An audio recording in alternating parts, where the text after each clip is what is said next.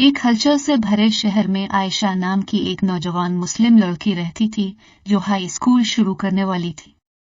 आयशा हमेशा से अपने ईमान पर पुरएतमाद और फख्र करती थी, लेकिन जैसे ही वो हाई स्कूल के अपने पहले दिन के करीब पहुंची, वो बेचैन महसूस हुई।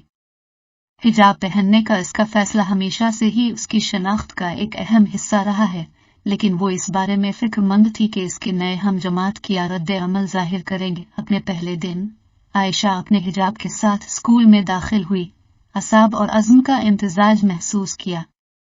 उसने कुछ मुतजस्सिस नजरें देखी और दूसरे तलबा की सरगोशियां सुने।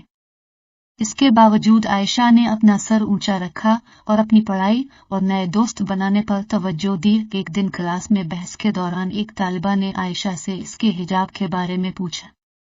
इसे एक चैलेंज के तौर पर देखने के बजाय आयशा ने इसे अपने ईमान को बांटने के एक मौका के तौर पर देखा। इसने इस्लाम में हिजाब की अहमियत के बारे में गर्मजोशी और वजाहत के साथ बात की और वजाहत की कि यह शाइस्तगी और ज़ाती पसंद की नुमाइंदगी करता है। इसके हम जमातों ने तवज्जो से सुना और बहुत से लोग उसकी हिम्मत और फसाहत से मुतासिर हुए। वक्त गुजरने के साथ आयशा के साथी इसकी इज्जत और तारीफ करने लगे कि वो कौन थी। वो न सिर्फ अपने हिजाब की वजह से मशहूर हुई, बल्कि अपनी मेहरबानी, जहानत और लगन की वजह से भी मशहूर हुई।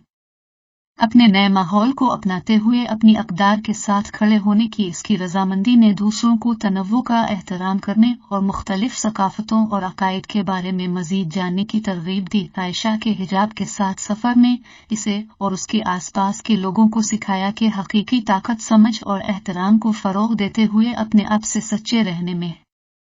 इसने दिखाया कि हिम्मत खौफ की अदम मौजूदगी नहीं, बल्कि इसका सामना करने का अज़्म है।